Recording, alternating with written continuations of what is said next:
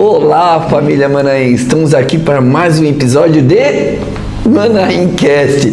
E hoje nós vamos continuar abordando esse livro que é poderoso, tem transformado a minha vida, aposto que deve ter transformado a sua também. Se você não está lendo, tem a oportunidade de ler, é super interessante, vai impactar muito a tua vida.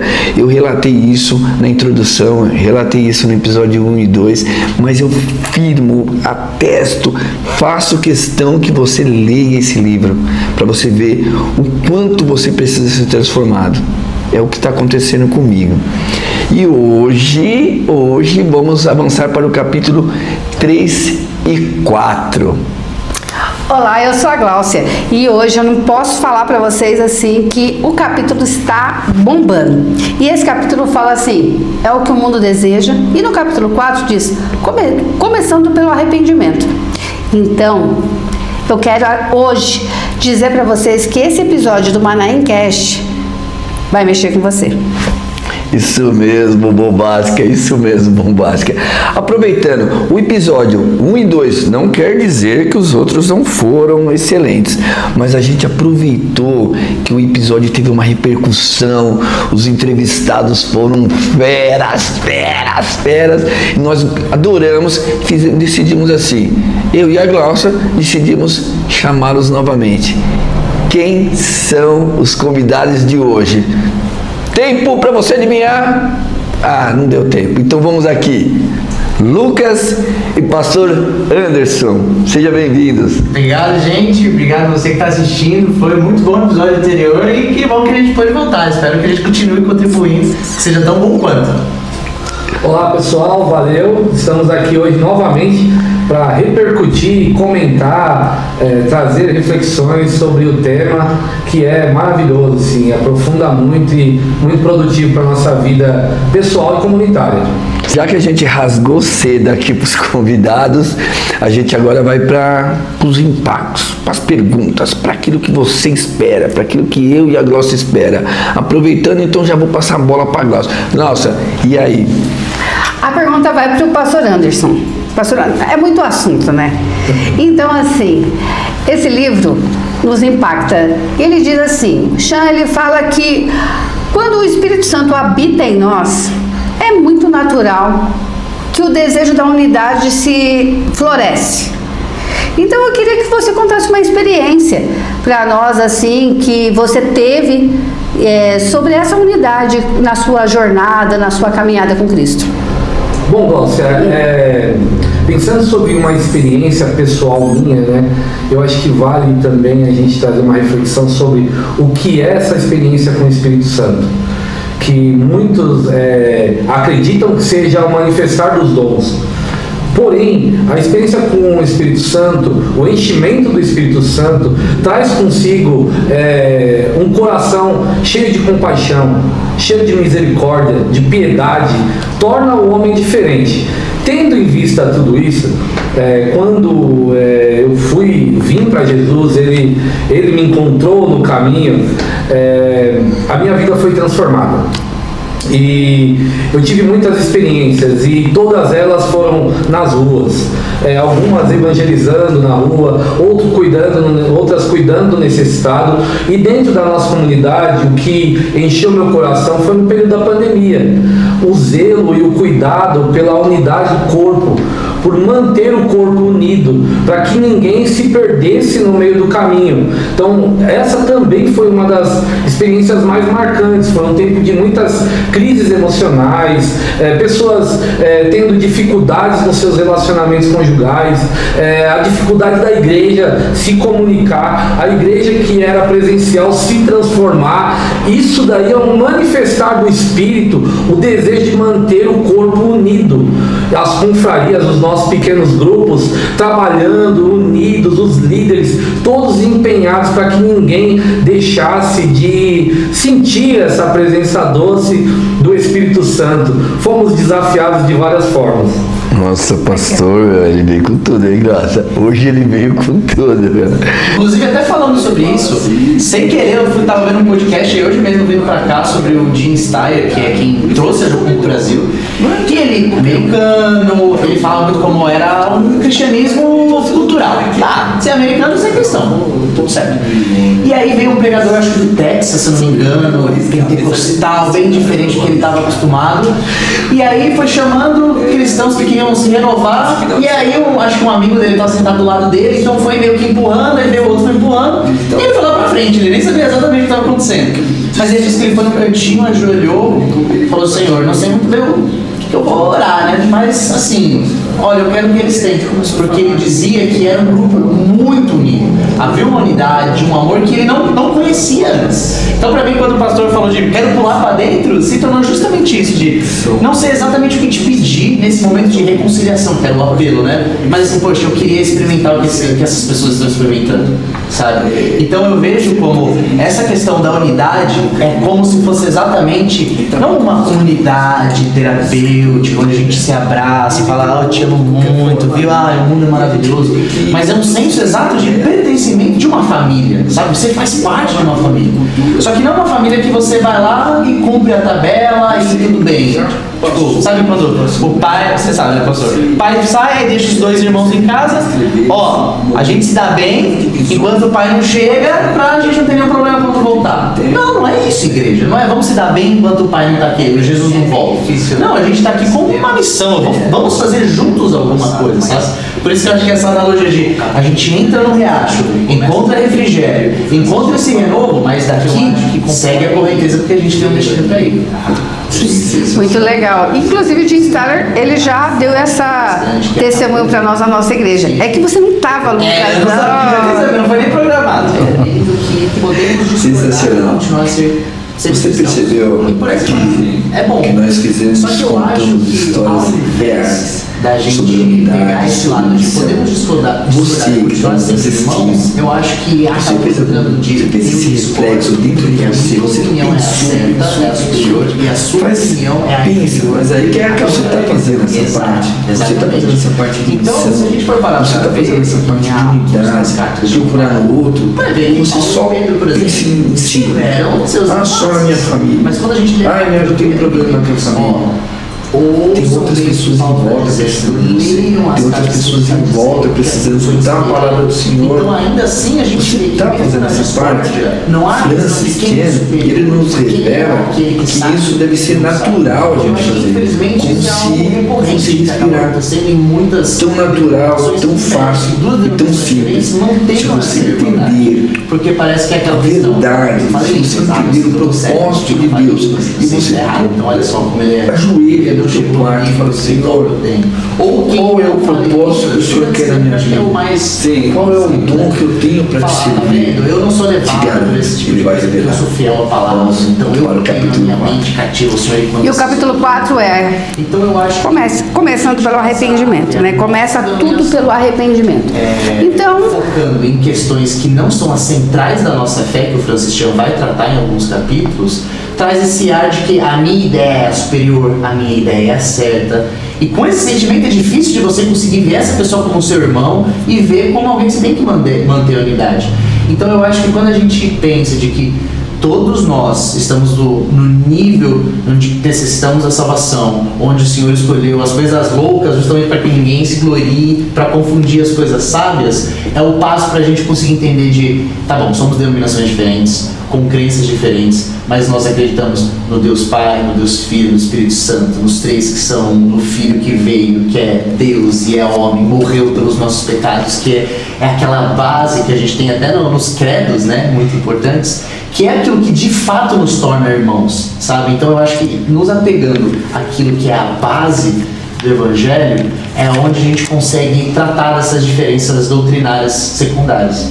É bacana mesmo o que você comentou, mas o passo para a gente avançar, para a gente mostrar que essa relação não pode ser dividida, como que avançar com isso? Como que a gente poderia avançar e chegar e falar: vem cá, não é bem por aí. O importante é a gente seguir Cristo, olhar para Cristo, porque é um desafio forte. Eu vou contar outra história rápida, prometo. Eu fui num evento, e esse evento é uma igreja muito grande, bonita, e eu encontrei um amigo lá. Eu falei: nossa, você é dessa igreja? Ele falou: sim, eu faço parte dessa igreja. Só que a igreja está vazia. Eu falei: desse tamanho ela está vazia? Ele falou: é, porque o pastor, que era mais velho, o pai do nosso pastor, acabou falecendo. Ele veio para esse lugar, ele alugou um lugar maior, pintou as paredes, fez como que as igrejas estão fazendo, as igrejas church estão fazendo, e os mais antigos não aceitaram isso, cara. Eles saíram da igreja, cara. Esse cara está sofrendo muito, porque ele testemunha que quem perde é Deus com essa repartição. De repartir, pô, eu não aceito isso com essa divisão. Com essa divisão, desculpa, eu falei errado, com essa divisão. O que vocês relatam que a gente poderia melhorar nesse aspecto? Eu não sei se eu estou conseguindo fazer uma pergunta assertiva ou é mais um testemunho. Em casa eu tive uma situação parecida. A minha família é bem de uma vertente pentecostal, bem clássico, sabe? Então, por algum tempo, igrejas mais tradicionais, que são diferentes desse âmbito pentecostal, às vezes ainda eram vistas de uma forma quase que outra religião, praticamente, sabe? Então, às vezes, se eu chegasse em casa, se meu pai chegasse em casa, eu tô vendo alguma pregação de alguém desse ramo, meu pai achava um pouco esquisito ainda não gostava muito. Só que, com o passar do tempo, eu acredito que é justamente isso de quanto mais tempo você passa com essa outra denominação, com essa outra igreja, mas que mantém as bases do evangelho, você tira os espantalhos que você cria na sua cabeça, que muitas vezes é isso, a gente bate no espantalho, não é o que a gente tá vendo, a gente cria espantalho, bate no espantalho. E com o passar do tempo, em casa foi se tornando algo flexível, sabe? Então, hoje em dia, muito tranquilo, porque entra essa questão. Qual que é a base? O evangelho tá ali? Legal, podemos ter discordâncias. Faz sentido e sem propósito. Exato, está segundo a palavra de Deus? Tudo bem, você pode ter uma interpretação, acredito que isso aqui é mais dessa forma de agir, aquela forma de agir, mas tratando esse cenário, né, por exemplo, que eu estou dando de os pentecostais, igrejas mais tradicionais, não tanto assim, com o passar do tempo, para você ver que a base está ali, é onde você fala, realmente a gente é irmão mesmo com discordâncias. Mas eu acho que entra essa questão do convivência, a gente está perto, é quase que a gente se une para continuar unido, entende? Que a gente tira as mentiras e a gente entende o que está acontecendo de verdade. Nossa, muito bom. Nossa, sensacional a sua visão, muito bom. Agora vamos com o pastor Anderson. Lucas, sensacional. Anderson, a gente quer viver a igreja primitiva. A igreja primitiva para nós é um exemplo, né, de comunhão, unidade. Como que a gente vive isso hoje? Como que você vê essa possibilidade da gente viver essa unidade lá da primeira igreja?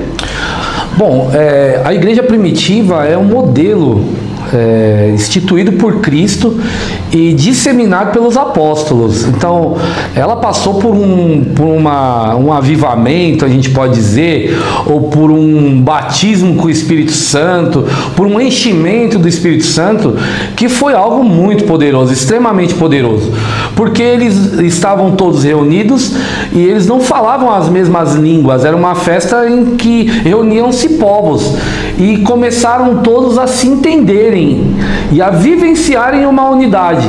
E quando eles saíram dali, Pedro pregou e as pessoas se converteram e eles começaram a vivenciar o evangelho em unidade juntos. Então o que um tinha era do outro, o que o outro tinha era daquele que necessitava. Eles começaram a olhar para o outro como parte de mim, parte do corpo. Por isso que Paulo vai usar tantas vezes o exemplo de corpo.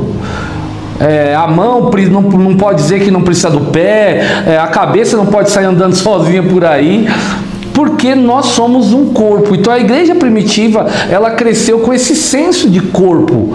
E hoje, no modelo social que a gente vive, individualista, onde as pessoas pensam em si mesmo, onde a igreja é um lugar a ser consumido, ou um lugar onde eu vou alcançar um objetivo pessoal, a unidade é uma batalha, é uma luta em que aqueles que são verdadeiramente convertidos, estão travando essa batalha.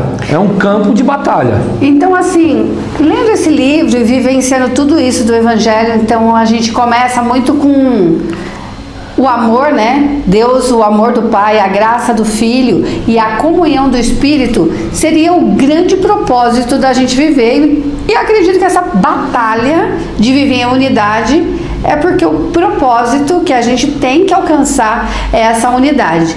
E como que você faz essa reconciliação entre a comunidade, entre essa missão, né, que Jesus coloca para nós, assim? Eu acho que parte da pergunta do capítulo 3. É o que o mundo precisa?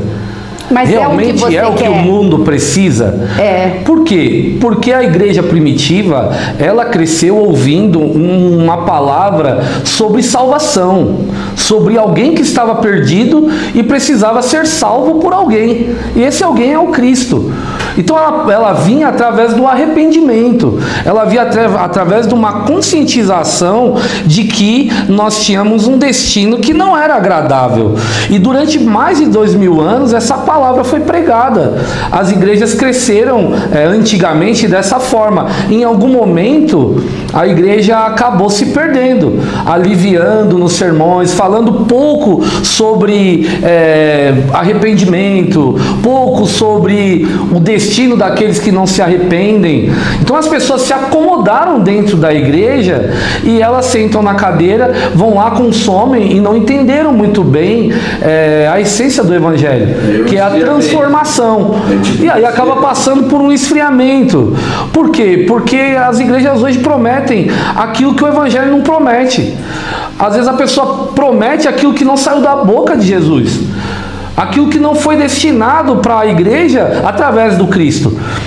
Então a gente para de viver essa unidade, de olhar para o outro na essência do que o outro é, esperando que a igreja forneça aquilo que eu quero ser. Eu acho que essa é a grande questão do que a igreja vivenciou e para o que a igreja está caminhando hoje.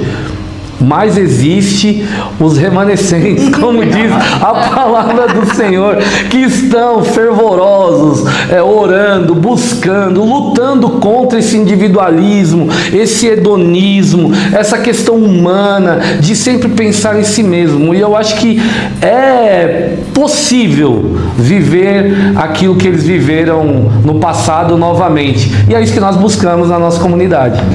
Lucas... Agora eu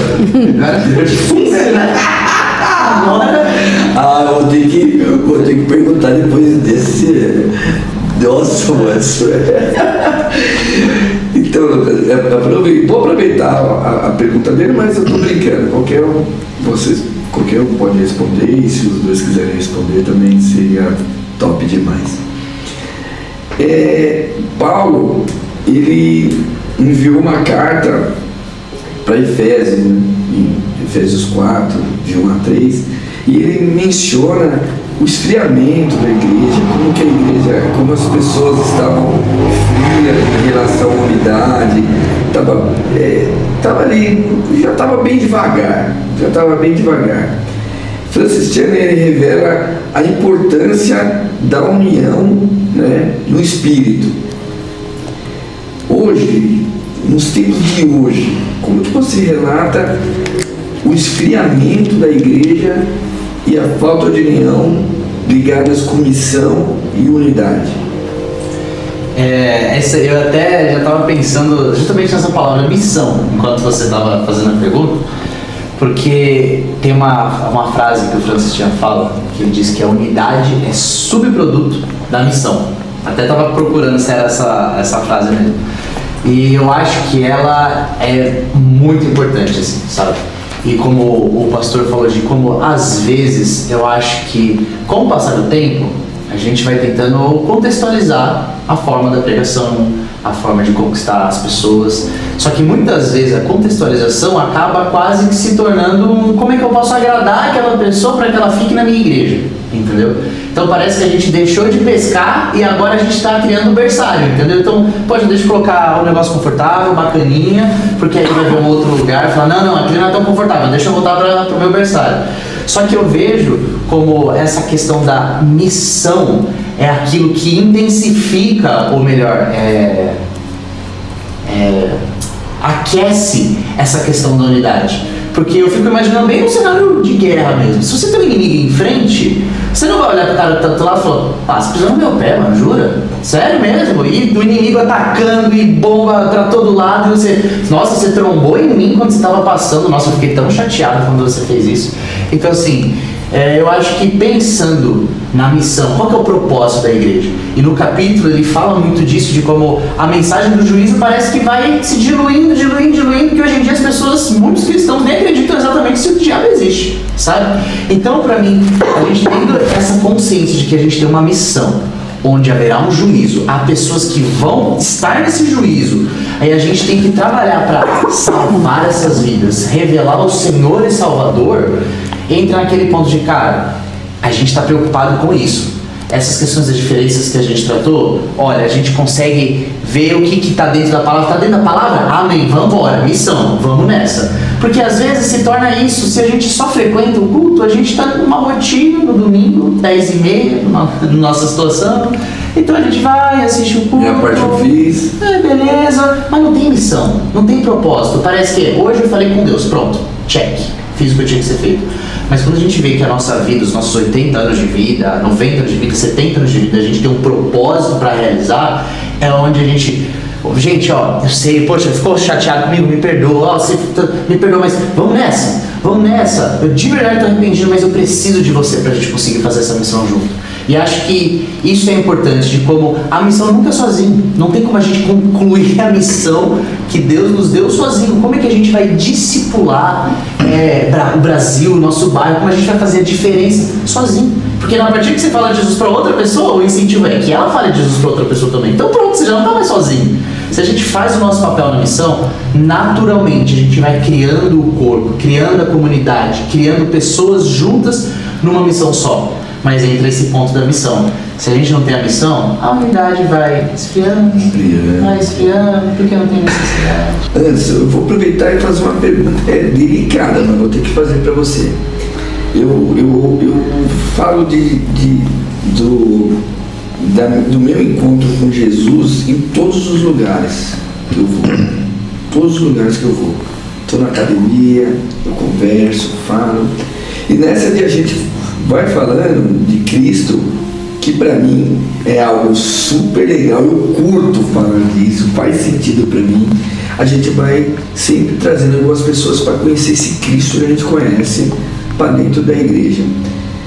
Eu acabei me deparando que acontece isso, o irmão vai lá, traz alguém para dentro da igreja, ele esquece da missão de cuidar daquele irmão, ele esquece da unidade.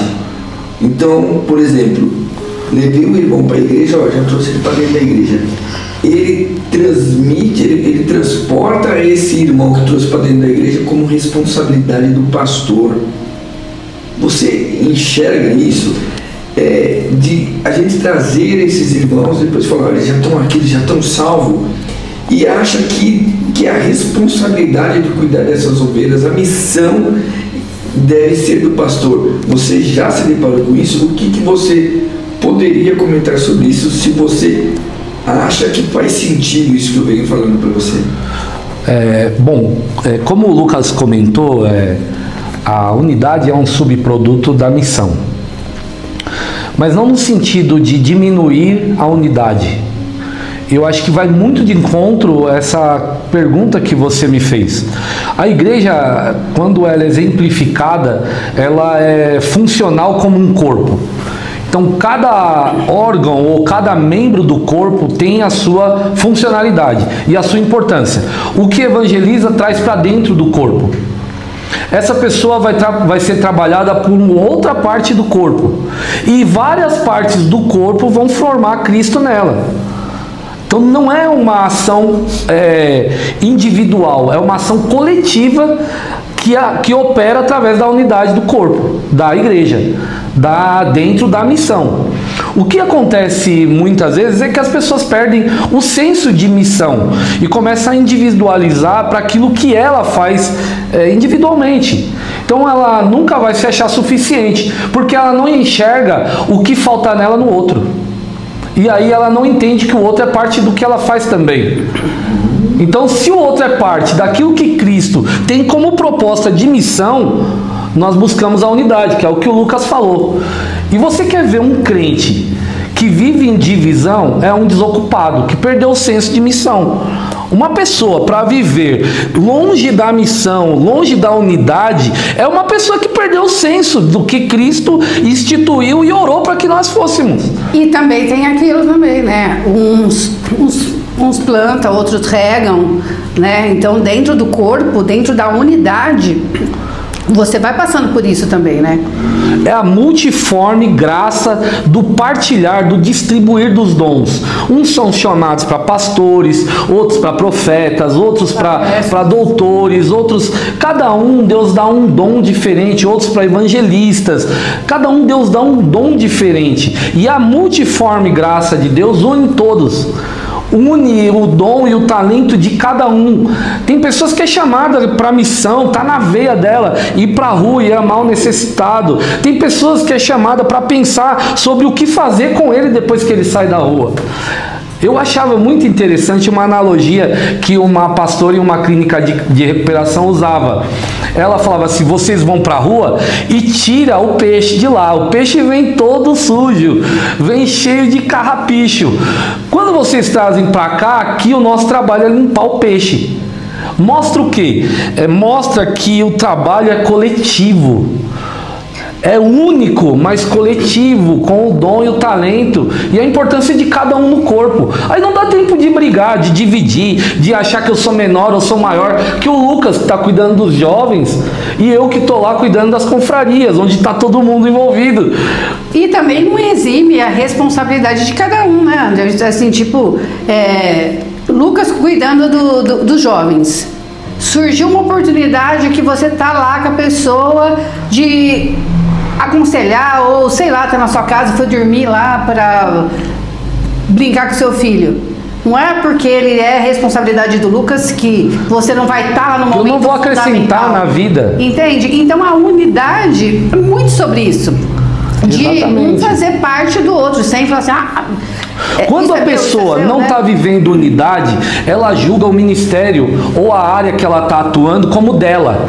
Isso. Então ninguém pode se aproximar e ensinar nada que ela não está ensinando. Ou a pessoa não pode amadurecer e crescer como ela. Sim. Não pode chegar ninguém de fora, que é uma coisa que o Francis Chan fala. Ele começou a evangelizar na rua, mas chegou um ponto que ele só estava trabalhando lá dentro. E aí ele precisou avaliar a unidade que ele estava vivendo, que não é uma unidade que o fim é em si mesmo.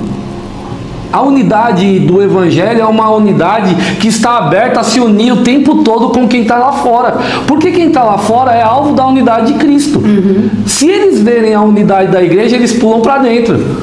Ô Anderson, sabe o que é legal isso falando para você, Lucas? E falando para quem nos assiste?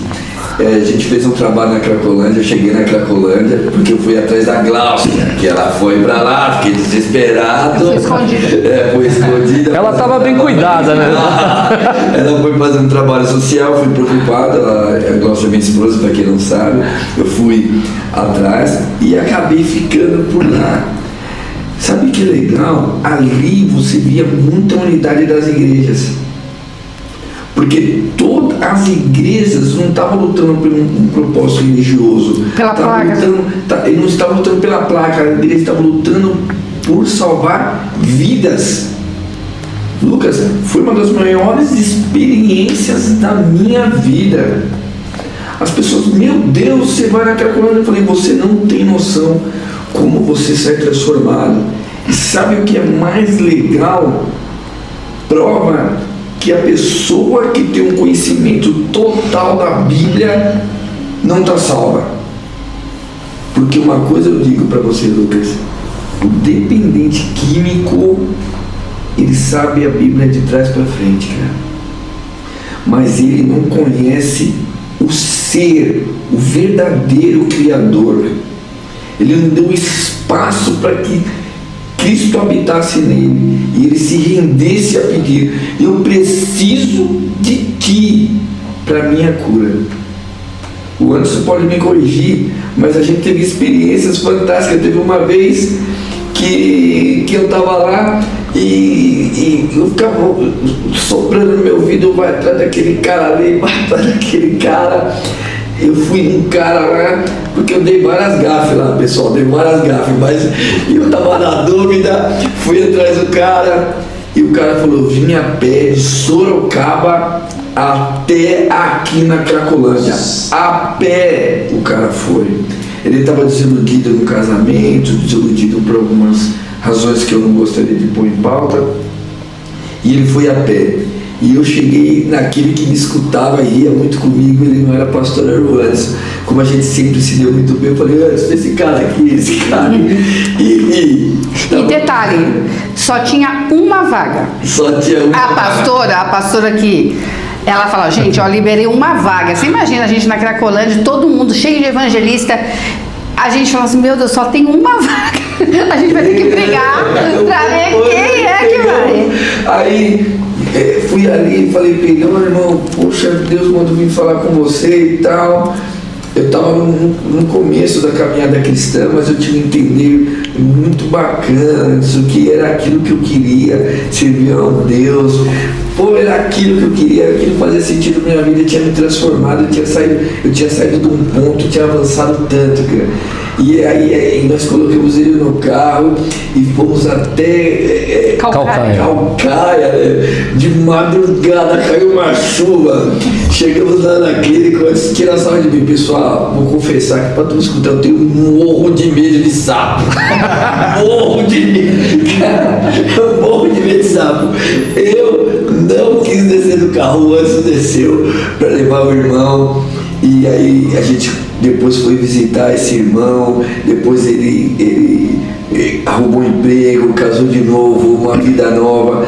Isso que é o prazer, sabe? De você ter a prova que Cristo está dentro de você, que Cristo faz parte disso. Foi uma das experiências mais fantásticas que eu tive, e isso relata unidade e missão. E é uma unidade que é a resposta para João 17. Porque aqueles que estão lá estão perdidos, carentes da graça, da misericórdia de Deus. E quando eles olhavam para o corpo coeso de Cristo, igrejas de várias denominações trabalhando unidas com um objetivo comum, que é alcançar o perdido, proclamar o evangelho, para que ele se arrependa, abandone as drogas, o álcool, a prostituição. Cara, eles viam a igreja, eles viam Cristo. E aí eles respondiam, eu quero fazer parte dessa unidade. E o nome do cara é Enéas. E até hoje ele me manda fotos. Ele me manda fotos com o filho, com a esposa. E tem sido uma bênção poder ver ele. Depois de tantos anos aí, o que Jesus fez na vida dele. Né, Graça? Que tempo, né, Graça? É um tempo maravilhoso. E falando de missão e essa proclamação que Jesus ele ora para nós e a gente tem o privilégio de participar, essa missão de várias pessoas juntas, eu também tive o privilégio de ir fazer missão numa favela. E lá cada um está numa igreja evangélica, cristã, então o nosso foco lá é Cristo, então é Jesus sim, drogas não. E uma irmã, a menina que veio, ela veio até a nossa igreja estudar, e esses três, eles falaram, vamos lá conhecer a nossa favela, vamos conhecer, e eu fui para essa favela. A Damares, ela tinha um sonho de ir para a África, assim, ela falou assim, Deus me chama, e a gente falou, nossa, mas aqui também é missão, aqui na favela, então a gente sempre teve lá com uma missão. E lá a gente tem 280 crianças e jovens que a gente trabalha todos os dias, tem algo fazendo lá. E a Damares, ela tem 1 ano e meio que ela foi para África. E ela voltou agora. E a gente, como companheiros, assim, poder estar ligado com alguém que está na África, e ela fala, se eu não tivesse passado com vocês, a gente tivesse vivido essa unidade de aprender o que a gente aprendeu, cuidar de gente. Ela falou assim, Glaucia, esse 1 ano e meio que eu fiquei, 1 ano que eu fiquei lá na África, eu não saberia viver aquilo se eu não tivesse vivido a experiência de estar na favela cuidando de gente. E tanto que aprendi. E agora ela está voltando para Moçambique. Por quê? Porque muitas pessoas acham que fazer missão na África é aquilo, mas as pessoas não sabem, mas muitos voltam deprimidos. E a missão é como o pastor fala, é atravessando a rua, é aonde você trabalha. As pessoas, elas necessitam de Cristo, todos necessitam de Cristo. A igreja, ela é missional. A igreja unida, ela é missional. A missão acontece onde a igreja está. E onde a igreja está? Onde nós estamos. Isso. Onde estivermos. Seja no prédio, seja no condomínio lá onde você mora, no trabalho, seja na escola, na faculdade, você foi chamado para a missão. Se perder o senso de missão, você criou uma divisão na unidade que Cristo propôs. Se você tem o senso de missão, você traz para dentro. Como a missionária que foi citada. A igreja enviou ela. A missão onde vocês trabalhavam contribuiu para a vida dela, missional. E ela faz missão na África hoje, mas certamente não começou na África. Não. Começou no vizinho da porta do lado. Começou se relacionando com quem é de fora, manifestando a unidade do reino, o senso de missão, o amor de Cristo e trazendo gente. E cada vez vai trazendo mais gente. E dentro da unidade é que a gente aprende qual é a missão. Eu ia falar justamente disso. Entende? Como eu falei, né, eu trabalho muito por imagens. E para mim, quando a gente tem o senso da unidade, que vem por meio da missão, e a missão que coopera para a unidade, eu imagino como se fosse alguém morrendo de sede, não sabe para onde está indo, está perdido, e ela encontra um rio com uma correnteza. Isso. Sabe? É isso. Eu tenho muito essa imagem porque quando a gente tem a unidade, como o pastor falou, e a gente mostra essa unidade de verdade pro mundo, é aquilo, vou pular dentro, que nem uma pessoa que tá morrendo de sede, vê um riacho com água doce e vamos embora. Só que como essa unidade vem por conta dessa missão, é a ação do Espírito Santo agindo, não é simplesmente aquela água parada numa piscininha. Você deita, fica de boa, sai, deu uma cansada, vai. Não, você entrou, você já é direcionado para alguma coisa, sabe? Inclusive, até falando sobre isso, sem querer, eu tava vendo um podcast e hoje mesmo vindo para cá sobre o Jim Steyer, que é quem trouxe a Jocum pro Brasil. E ele, americano, ele fala muito como era um cristianismo cultural. Tá, ser americano, ser cristão, tudo certo. E aí veio um pregador, acho que do Texas, se eu não me engano, pentecostal, bem diferente do que ele estava acostumado. E aí foi chamando cristãos que queriam se renovar. E aí acho que um amigo dele estava sentado do lado dele, então foi meio que empurrando, aí veio o outro, foi empurrando. E ele foi lá pra frente, ele nem sabia exatamente o que estava acontecendo. Mas ele disse que ele foi no cantinho, ajoelhou, falou: Senhor, não sei muito bem o que eu vou orar, né? Mas assim, olha, eu quero o que eles têm. Porque ele dizia que era um grupo muito unido. Havia uma unidade, um amor que ele não conhecia antes. Então, para mim, quando o pastor falou de quero pular para dentro, se tornou justamente isso, de não sei exatamente o que te pedir nesse momento de reconciliação, que era o apelo, né? Mas assim, poxa, eu queria experimentar o que essas pessoas estão experimentando, sabe? Então eu vejo como essa questão da unidade é como se fosse exatamente, não uma comunidade terapêutica, onde a gente se abraça, fala, eu te amo muito, viu? O mundo é maravilhoso. Mas é um senso exato de pertencimento de uma família, sabe? Você faz parte de uma família. Só que não uma família que você vai lá e cumpre a tabela e tudo bem. Tipo, sabe quando o pai, você sabe, né, pastor? O pai sai e deixa os dois irmãos em casa, ó, a gente se dá bem enquanto o pai não chega, pra gente não ter nenhum problema quando voltar. Não é isso, igreja. Não é vamos se dar bem enquanto o pai não tá aqui, o Jesus não volta. Não, a gente tá aqui com uma missão, vamos fazer juntos alguma coisa, sabe? Por isso que eu acho que essa analogia de a gente entra no riacho, encontra refrigério, encontra esse renovo, mas daqui segue a correnteza porque a gente tem um destino para ir. Sim, sim. Muito legal. Inclusive o Jim Steyer, ele já deu essa testemunho para nós na nossa igreja. É que você não estava, Lucas. Não sabia, não foi nem programado. Sensacional. Você percebeu aqui que nós contamos histórias reais sobre unidade, sobre missão. Você que está nos assistindo, você fez esse reflexo dentro de você, você pensou, pensa, você está fazendo essa parte, você está fazendo essa parte de missão, você está fazendo essa parte de unidade, procurar no outro, ou você só pensa em si, só na minha família, eu tenho problema com a família. tem outras pessoas em volta precisando de você. Tem outras pessoas em volta precisando escutar a palavra do Senhor. Você está fazendo essa parte? Francis Chan, ele nos revela que isso deve ser natural a gente fazer, como se fosse respirar. Tão natural, tão fácil e tão simples. Se você entender a verdade, se você entender o propósito de Deus e você ajoelha no teu quarto e fala: Senhor, qual é o propósito que o Senhor quer na minha vida? Qual é o dom que eu tenho para te servir? Te garanto, Ele vai revelar.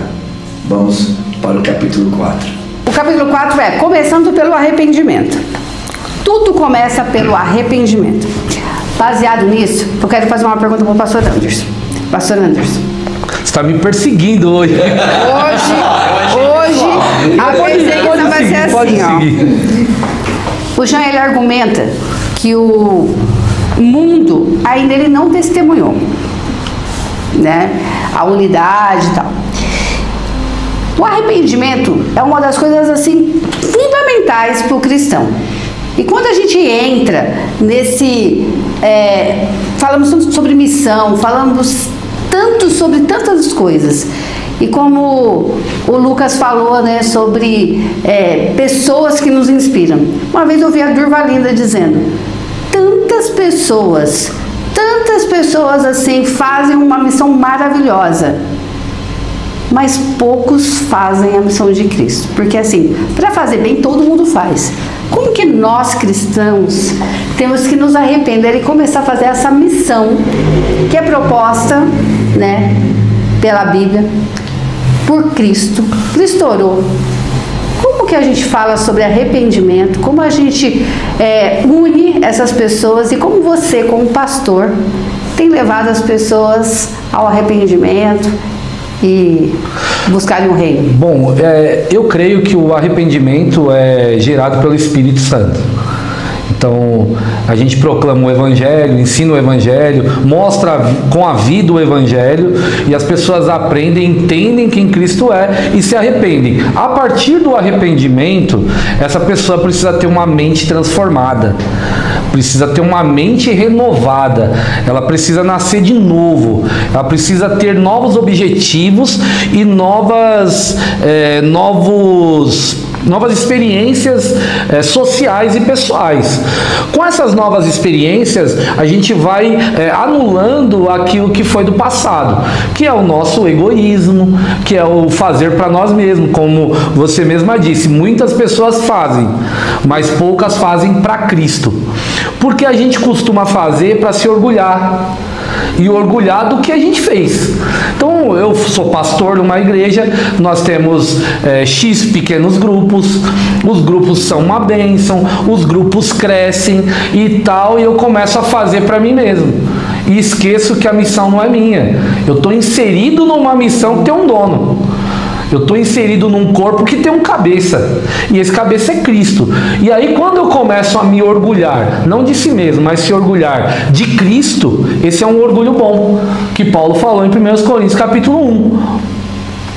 Se tiver que se orgulhar, orgulhe-se de Cristo. Porque quando você se orgulha dele, você inclui as pessoas. Porque é ele que fez, é ele que faz, é ele que atua, é ele que opera. Tudo é para ele e para a glória dele, não é para nós. Uma vez um irmão me procurou falando de um problema do pequeno grupo, da confraria dele. E ele veio para mim com a seguinte questão: a minha confraria não cresce, a minha confraria está com problema, a minha confraria não tem aquele louvor gostoso, não tem tal coisa, não tem aquilo. Eu falei: é mesmo? E quem faz parte da sua confraria? O líder, o Pedrinho, o Zezinho, o Joãozinho. Tá, e quem mais faz parte da sua confraria? Quem mais faz parte da sua confraria? Eu faço parte da minha confraria. Então, irmão, você está lá para fazer a diferença.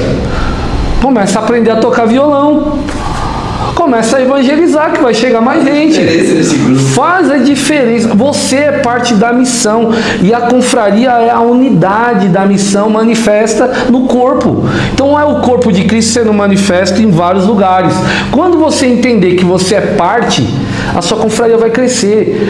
Porque se não está tendo novos convertidos, é porque eu também não estou fazendo. Então eu tenho que me arrepender, reconhecer que eu não tenho que fazer para mim mesmo ou esperar que alguém faça e ser parte da missão e se orgulhar de Cristo. Para aqueles que não conhecem confraria, explica aí, pastor, o que seria? Confraria são os nossos pequenos grupos onde acolhemos as pessoas, tanto crentes antigos que chegam de outras denominações, pessoal da nossa igreja, novos convertidos, nossa ferramenta de evangelização. Nós usamos os nossos pequenos grupos para aprofundar relacionamentos, para partilhar a vida, aprender a palavra, orar uns pelos outros, viver o alelo, viver a vida na vida, desabafar. Temos que desabafar, né? Mas é para isso, onde um vive a vida do outro, em unidade, manifestando o reino de Cristo. Sim. Ô Lucas, aproveitando, uma vez você me contou tudo que você falou de arrependimentos, assim, você me contou que você nasceu num berço cristão, né? Nós aqui, pelo menos que eu saiba, não nascemos em berço cristão. Isso não quer dizer que só para você ter nascido num berço cristão já houve arrependimento desde pequenininho. Esse arrependimento, como que foi o impacto do arrependimento para você? E quando você percebe que as pessoas têm um arrependimento de fato? Porque quando eu desci as águas, aqui no Oba-Oba, eu estava muito feliz de ter descido as águas, mas eu não tinha entendimento que era o arrependimento. Eu praticamente desci as águas, no outro dia parece que era a mesma coisa, eu estava seguindo a mesma coisa. Demorou um ano num culto que algo tocou em mim ali, que eu falei assim, mudou, as coisas mudaram. Eu acho que foi esse momento do tocar aí, do culto, que eu me arrependi de fato das coisas. Sendo que a gente está naquela luta, é uma luta com esse mundo, então a gente está nessa luta. Você poderia contar essa experiência de você ter vindo do berço cristão e como que foi o seu arrependimento? E você ter deparado com pessoas que se arrependeram de fato? O ponto, entre aspas, final do arrependimento foi parecido. Foi mais ou menos exatamente assim, né? Já sou cristão, legal. E aí o pregador, ele fez esse apelo. Você tá na igreja há muito tempo. O pregador, curiosamente, meu pai. Você tá na igreja há muito tempo, mas você nunca fez oração, você nunca se arrependeu, você nunca se viu como pecador. E agora eu tô dando a oportunidade de você... não, nem oba-oba. Só falou assim, você frequenta bonitinho, mas você nunca reconheceu que você é pecador. Aí eu parei... Primeiro ficou nervoso. Eu falei, não, peraí, eu já fiz essa oração, já reconheci, sabe? Aí eu parei, pensei, falei, acho que eu não fiz não. Só que é sempre aquilo, alguém aqui, e é bem aquilo, né? Fala no microfone e alguém vai lá na frente. Aí já foram duas, eu falei, ainda bem, não é comigo. Aí, já achou quem é, então comigo não é. Mas ficou ecoando.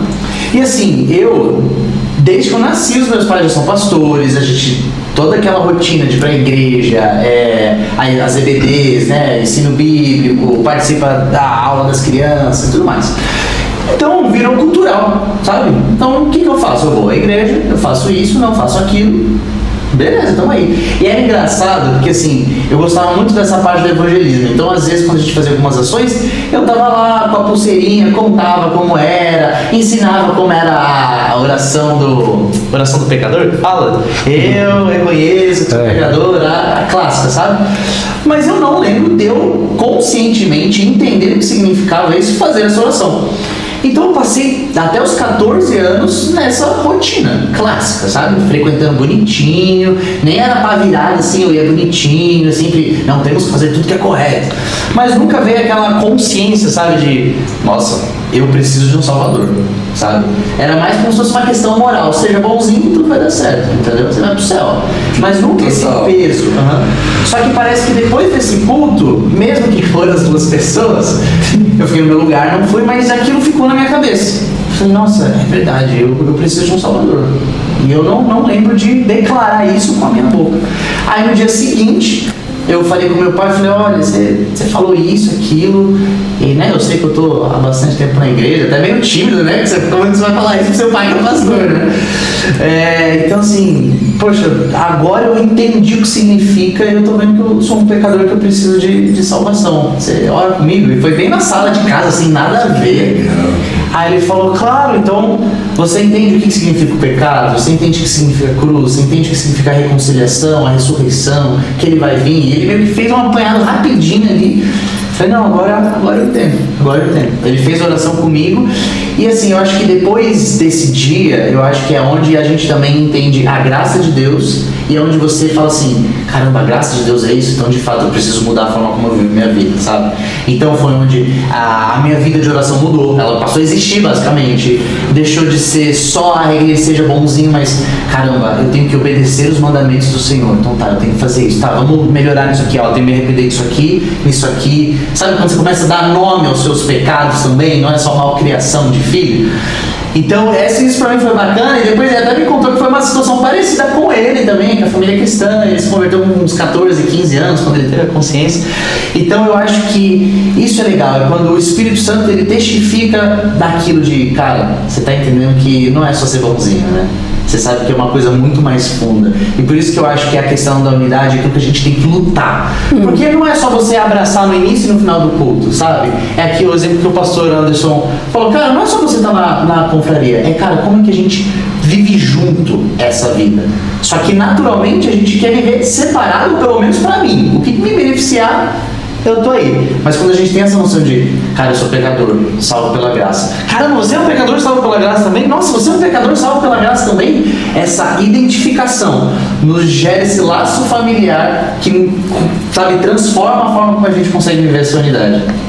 Você sabe que, pegando o gancho em você, esse tema no quarto, assim, é muito bom o arrependimento, né? Tudo começa pelo arrependimento.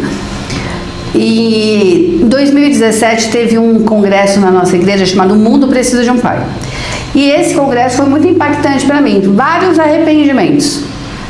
E aí, 2000 e alguma coisa, acho que foi depois da pandemia, 2023, mais ou menos 2022, eles trouxeram esse tema em um dia, rápido, né? Do Mundo Precisa de um Pai. A gente pegou o original, assim, lá em 2017, mas em 2020, não lembro a data exatamente, mas a igreja trouxe novamente. E nessa eu já estava em missão na favela. E esse contexto foi muito legal para mim trabalhar com a galera lá, as crianças lá. E aí eu falei pra minha turma lá que trabalha comigo, eu falei, gente, vocês precisam nesse congresso, nesse tempo aí que vai ter lá na igreja. Meu, chamei todo mundo pra vir dormir em casa. E todo mundo foi no Mundo Precisa de um Pai, que foi nessa época aí mais ou menos. Então, eu quero falar um pouco do senso da nossa responsabilidade. Sabe, eu quero perguntar para vocês assim, o que vocês acham sobre essa responsabilidade, da responsabilidade do arrependimento do nosso irmão também, de levá-lo, e principalmente que isso começa em nós, o Espírito Santo habitando em nós, e isso nos forma assim uma unidade que dá um senso de estar em unidade com todos e chamar. E trazendo isso à tona hoje, no dia de hoje, uma amiga, ela manda uma mensagem para mim e fala assim, Gláucia, eu estou fazendo terapia. E é uma das meninas que eu levei para esse O Mundo Precisa de um Pai. E lá, quando a gente saiu do Mundo Precisa de um Pai, essa menina falou assim para mim, eu descobri que eu tenho uma raiz de amargura. E isso ficou. A gente está em 2025. Ela está fazendo terapia, ela falou assim, eu estou descobrindo várias raízes. E eu emprestei um livro para ela chamado Culpa e Graça, do Paul Tournier. E ela falou, Gláucia, eu não paro de ler esse livro, que eu estou descobrindo quantas curas eu preciso. E é uma das pessoas que em 2021 eu falei assim, eu preciso de um irmão espiritual, que eu estava fazendo uma mentoria e falava assim, você precisa de um irmão, um amigo, que você confesse os seus pecados, que você tenha essa abertura, que você fala assim, ó, eu sou isso, preciso melhorar, e que você tem que confessar, ela fala assim, que ela fale assim, você é assim, você é assim. E isso foi uma cura para mim muito grande de amadurecimento. E essa menina é uma das maiores. Eu acho assim, sabedoria, é a pessoa que eu me inspiro, assim, de Bíblia, de Deus, assim, uma pessoa muito mais jovem, que eu até considero ela minha filha, assim, tipo.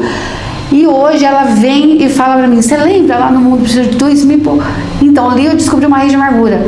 Agora, eu tô fazendo terapia e descobri outras. E a gente vê tanta perfeição numa pessoa e tal, e ela fala, o Evangelho, o Espírito Santo, que traz esse arrependimento para nós, que traz essa convicção, como eu preciso de Cristo e como eu preciso estar no altar para ver tantas coisas que a gente precisa viver, que Ele quer curar em nós. Porque a gente precisa de cura para encontrar essa unidade e curar outras pessoas também. E o senso de missão, eu acho que é muito disso, sabe? De você estar se curando. Eu acho que o Chan, ele trabalha muito essa questão, partindo do princípio que a gente não conhece Deus completamente. Sim. Quando a gente parte do princípio que a gente não conhece Deus completamente, a gente tem abertura para o outro que não conhece também. Então a gente começa a trazer o outro para perto, para aprender junto, para vivenciar, experienciar a vida junto com o outro. Isso gera unidade e na unidade um trata o outro.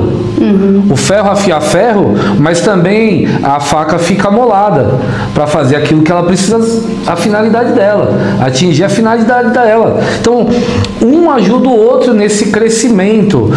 E eu acredito assim que o arrependimento, ele é uma experiência com Deus. Uhum. Que aí as pessoas chamam de que a conversão, ela é instantânea. Mas a santificação é um processo. Então o arrependimento vem e gera a conversão. O Espírito entra, convence, o cara converteu. Só que é uma caminhada com outros cristãos vivendo em unidade que transforma essa vida. Então o cara pode viver na igreja como o Lucas ou como o meu filho, passar anos assim, 16 anos da vida, 17 anos, e o pai tem a função de trabalhar nele que ele tenha uma experiência profunda com Deus. Por isso hoje nós vemos muitos filhos desviados, porque os pais se ausentam e acham que por ter levado o filho todos os dias da vida dele, desde criancinha na igreja, é suficiente. O pai precisa insistir que o filho precisa ter a experiência pessoal dele. Pode ser que não aconteça na hora que ele está ensinando isso ou falando sobre isso. Pode ser que aconteça depois de 10 anos, com 30 anos de idade, 35. Pode muitas coisas, mas é essa experiência pessoal que vai transformar a vida dele. E aí a santificação, que vem nessa caminhada em comunidade, junto com outros irmãos, vivendo em unidade, sendo parte da missão, que vai transformar a vida, que vai fazer com que o Evangelho se propague através da vida daqueles que Cristo ama e que Cristo continua a amar. Eu acredito muito nisso. Sim, eu e a Glaucia temos 2 filhos e eu vi um culto do pastor Silas. Ele chegou e falou assim: como que você quer falar de Cristo para os seus filhos se você nem comenta de Cristo? Se eles nunca viram você pegando uma Bíblia, se eles nunca viram você assistindo algo de Cristo, eles só vê você indo para domingo para a igreja e semana já era. Isso daí foi muito, me impactou bastante, porque eu fazia parte desse time que o pastor estava comentando. Eu falei, não, eu preciso mudar essa postura. Estou falando porque a Glaucia, ela vive, ela respira, ela come os livros, ela está bem, ela entendeu o que é o verdadeiro. E eu, aos poucos, a Glaucia já está no sólido, eu estou na papinha, mas eu estou evoluindo para isso, eu quero buscar isso. E esse podcast é algo muito importante para mim, Anderson. Ainda mais compartilhar experiências com vocês, poder dividir isso com as pessoas que estão nos assistindo. Como é bom você ver um Deus vivo, como que é gostoso estar aqui com vocês, como é maravilhoso estar ao lado da minha esposa, como é maravilhoso olhar para a produção. E só para relatar, assim, não é assim, a gente, Deus tem um encontro pessoal com cada um. Então a gente vai inspirando, então a gente aprende subterfúgios para inspirar o outro, assim, qual o horário que ele mais está propenso a ouvir a palavra. Então a gente descobre que é a parte da manhã. A parte da manhã que a gente está tomando café da manhã, que a gente vai falar da palavra. E aí eu fui descobrindo quais são os melhores meios dele estar aprendendo. E aí o crescimento dele é minha alegria, tipo, assim. E os nossos filhos hoje tem uma palavra que foi dada para nós, que em 2013 eu nem tinha consciência disso, e quando eu pego para ler, eu falo assim: Eduardo é o evangelista de carregar multidões, e a Gláucia, eu falo, não tenho controle, tudo está nas minhas mãos, eu vou te lapidar. Então isso ficou muito claro. Hoje meus filhos são casados. O meu filho eu orei assim: se não for eu, não tem problema, Senhor, que vai levar meus filhos para ele. Eu não quero ter esse orgulho, eu passei dessa fase. Eu só quero que eles te conheçam, tenha um encontro sobrenatural com eles. E hoje o meu filho, o menino que trabalha lado a lado com ele, é filho de pastor e fala de Cristo. E quando eu fui conhecer esse menino, ele falou: eu não vejo a hora de você conhecer meu amigo, mãe. Aí sim, ele fala de mim, do Eduardo, o tempo todo. Então por quê? E a minha filha, e a minha filha foi trabalhar junto com Giovana, que é uma menina que é muito, então assim, tá o dia inteiro falando de Jesus. Então assim, eu entendi que não tá, o controle não tá nas minhas mãos. Mas nós devemos te manter. Mas aí, mas o exemplo. Pode falar. Não, pode ir. Tem certeza? Não esquece. Como você comentou, né, disso de ver, eu acho que nem só com pais, com filhos, mas a gente também dentro do corpo. Eu fico imaginando até em questões naturais. Dificilmente você vai ver um filho torcendo para um time diferente do pai, se o pai for torcedor roxo daquele time. Porque é aquilo. Fala: nossa, olha isso aqui que legal, olha esse lance, olha isso aqui. Não, filho, agora é jogo, vem cá, senta com o pai, vamos ver. Só que muitas vezes com as coisas de Deus, a questão da unidade que a gente está tratando, mas até a empolgação da adoração, a empolgação de servir, é tipo assim: ah, filho, eu sei, domingo é chato. Vamos pra igreja, né? Tudo bem, eu sei que você tá cansado, é cansativo, eu também tô cansado, mas vamos. Então, quando não vê essa empolgação, parece. Tem como ser diferente, entendeu? Tem como o filho não ser empolgado quando nem o próprio pai ou a própria mãe é empolgado. Então eu acho que isso também, contextualizando porque a gente está conversando, o tema do livro, é exatamente isso. A gente está empolgado em querer tratar da missão e tratar da unidade. Sabe, a gente fala com brilho no olho, como um torcedor roxo, fala do time. Exemplo sensacional. Tem gente que vai pro trabalho, roupa social, aí é dia de jogo, só desabotou um pouquinho e mostra: hoje é dia de jogo. Então é uma coisa que a pessoa vive, porque entre aspas virou a missão dela. Mas a unidade, servir a Cristo, resgatar as vidas, fazer Jesus parte daquilo, parte grande, é algo que a gente está dando a vida com entusiasmo a ponto de filhos, em tudo. Exato. É algo que as pessoas veem o nosso entusiasmo de: nossa, legal isso aqui, hein? Quero participar. Igual um filho quando vê um pai num momento de jogo se empolga. Então eu acho que é algo que pra mim fica muito forte. Eu tô empolgado e acreditando, é isso que eu quero mesmo, sabe? Então eu acho que essa empolgação, ela vem a partir de uma questão profunda, mas que a gente faz pouca reflexão. João 17 fala que o filho é um com o pai e que ele quer ser um com a gente. Isso. E que nós vamos ser um com eles, para que o mundo veja. Isso. Para que o mundo veja. Então, se nós praticarmos a unidade, o mundo vai ver. Existe propósito na unidade. Deus determinou propósito na unidade, não é qualquer coisa, é propósito. Se a igreja se manifestar em unidade, os jovens, as confrarias, os pequenos grupos, os ministérios, se essa unidade invadir a igreja, o bairro onde a gente está inserido vai querer entrar, porque vai ver uma unidade que a sociedade não oferece mais. como diz lá fora, né? Cobre engolindo cobra. Como é que é? Tem uma. Né? É um engolindo o outro, cara. Um puxando o tapete do outro. Na unidade, manifestando o reino, cara, não tem isso. É um trabalhando com o outro. Que pena. A gente já está partindo para o final, né, Graça? E se deixar, a gente fica aqui tempos e tempos falando desses assuntos. É legal, contando nossas experiências. Olha como é interessante o livro. Vou mostrar para você.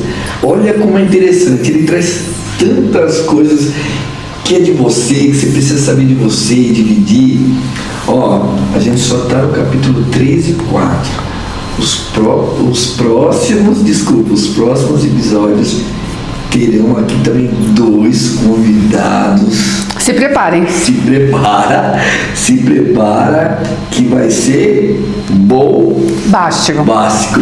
Então a gente vai fazer as perguntas finais, mas antes de fazer as perguntas finais, a gente sempre faz aquela proposta que cada um deixa esse recado. E além disso, parei um pouco para pensar, porque eu falei, o que eu estou esquecendo? O principal, irmão, curte, compartilha. Quanto mais você passar para os irmãos, mais pessoas estarão sabendo que eles são só. A gente vai fazer aquela união bacana. E tem outra coisa, o YouTube, ele entende que isso é algo importante e ele vai espalhar, o pessoal ver mais o negão falando aí, vai espalhar, e o único propósito nosso é levar Cristo para você, para que você fique mais semelhante com Ele. Isso é o que mais nos impacta aqui. O crescimento é meu, mas o crescimento é dobrado em você, irmão. Faz o seguinte: curte, compartilha, comenta, dá essa moral para nós, ok? Então vamos chegar agora para as perguntas finais. Glaucia, alguma pergunta especial aí pro pastor Anderson? Faz o seguinte, troca o Anderson agora. Você tá de perseguição mesmo. Agora você. Lucas, pergunta pro Lucas. Ô Lucas, olha, louca pra perguntar pra você. Ele não deixou, você vê? É uma coisa assim. Ô Lucas, eu quero fazer uma pergunta, até aqui anotei, ó. Se os nossos ouvintes saíssem dessa conversa apenas com uma mudança na prática de suas vidas, assim, qual a recomendação que você dá? Eu gosto do que o Francis Chan coloca no final do 4º capítulo, sabe? A gente vamos ter diferenças entre as pessoas. E ele até coloca essas diferenças como elefantes, sabe? Então são elefantes na sala. Mas eu acho que a gente nunca tem que nunca permitir que o elefante seja maior do que a cruz de Cristo, sabe? Então muitas vezes a gente vê o elefante e fala: desculpa, Jesus, não dá para manter a unidade porque a sua cruz é muito menor do que esse elefante, que são essas discordâncias. Então se fosse para deixar, permitir que a cruz de Cristo seja muito maior do que algumas questões que não são o ponto central do Evangelho. Boa. Tá? Profundo, né? O menino é bom. Agora para você, pastor Anderson, olhando para aquela câmera. Você vê alguma esperança? Você tem alguma esperança que a igreja um dia será unida? Eu não tenho apenas uma esperança, eu tenho uma certeza. Porque se o próprio Jesus orou por isso, quem sou eu para não ter essa certeza no meu coração? Então eu vivo por isso, porque eu quero ser resposta para aquilo que o meu mestre orou um dia. Muito bom. Boliviana, desculpa, Glaucia, é porque a intimidade é tanta, mas não é pra tanto. Você quer deixar algum recadinho, meu amor? Eu quero deixar um recado aqui para vocês não perderem o próximo episódio, porque tá assim, ó, quente, e você não vai deixar de ver, né, todo esse livro com a gente. Isso. Eu só tenho que agradecer a você ter essa paciência conosco aqui, agradecer muito a sua audiência. Estamos aqui para servir também. Que Deus esteja com você. Família Manaim agradece. Tchau. Valeu, pessoal. Tchau.